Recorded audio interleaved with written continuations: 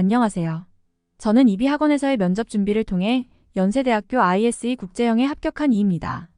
올해는 코로나 때문에 HASS와 제시문이 똑같이 나온다는 것을 알게 되어서 HASS 면접에 최적화된 학원을 찾던 중 이비학원을 알게 되었습니다.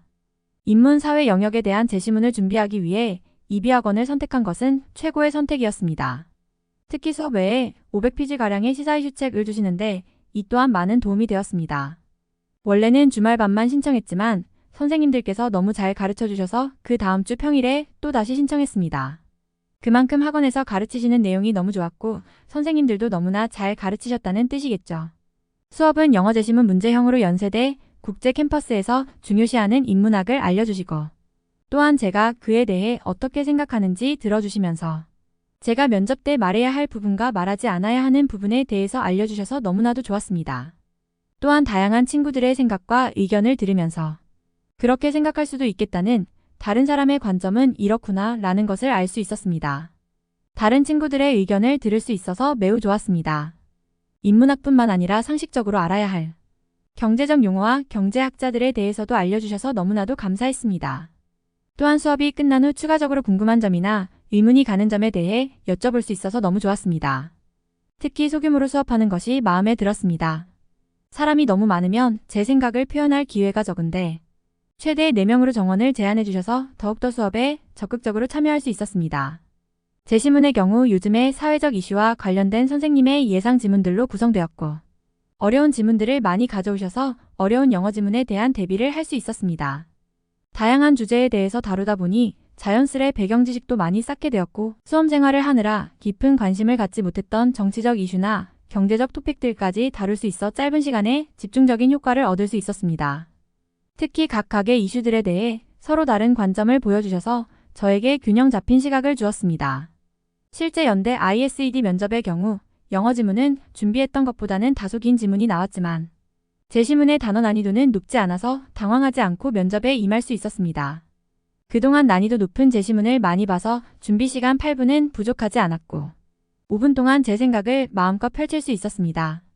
총 제시문은 4개가 나왔는데 먼저 제시문가는 코로나19와 같은 상황에서는 공공복리를 위해 사생활 침해 가능 제시문 나는 사생활 침해에 대한 걱정과 우려 제시문 다는 문화지체 현상 즉 디지털 플랫폼들은 발전하는데 성희롱 같은 사회적 문제가 발생할 수 있다고 말하고 있었습니다.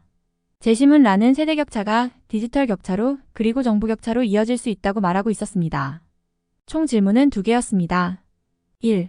제시문가 나의 핵심 내용을 분석한 후 문제에 대한 자신의 견해 프라이버시, 디지털 파놉티콘, 정보윤리, 플랫폼의 공공성을 말하시오. 답변 문제 1번에 대해 답변하겠습니다. 제시문가는 코로나19와 같은 상황에서 공공복리의 실현을 위해 사생활 침해가 어느 정도 가능하다는 내용을 담고 있습니다. 나는 지나친 사적 정보 수집이 디지털 파놉티콘으로 이어질 수 있어서 정체성의 훼손 문제가 발생할 수 있다고 지적하고 있습니다. 이러한 문제는 사생활의 자유와 공공복리의 실현을 위한 정부의 개입이라는 가치, 상충 문제에 해당한다고 생각합니다. 특히 저는 이 부분이 조지 오웰의 책 1984의 빅브라더에 해당된다고 생각했습니다. 누군가의 감시로 온통 통제되는 세상에 살 수도 있겠다는 것을 느꼈습니다. 이러한 부분으로 인해 정보윤리의 문제가 생길 수 있다고 느꼈습니다. 따라서 저는 사회적으로 합의된 범위 내에서 공공성의 목적을 둔 플랫폼의 정보 수집이 이뤄져야 한다고 생각합니다. 2.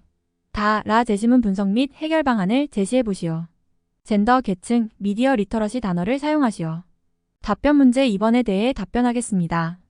제시문 다는 디지털 소통 플랫폼이라는 물질 문화가 발달하는 현실에서 사회적으로 실행되는 규제가 미미하여 성희롱, 명예훼손 등의 문제가 일어나고 있습니다.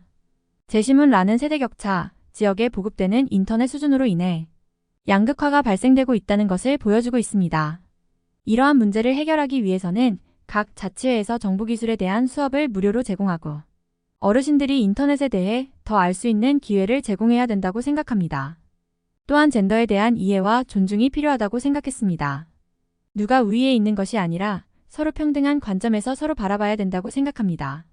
이러한 점들을 개선한다면 미디어 리터러시가 향상될 것이라고 생각합니다. 저는 면접 순서가 거의 마지막이었기 때문에 4시간 동안 기다리면서 정말 힘들었습니다. 하지만 그 시간 동안 저는 이비학원에서 나누어준 자료를 보면서 복습을 했습니다.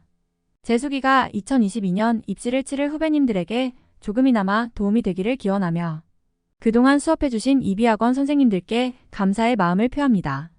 정말 감사합니다.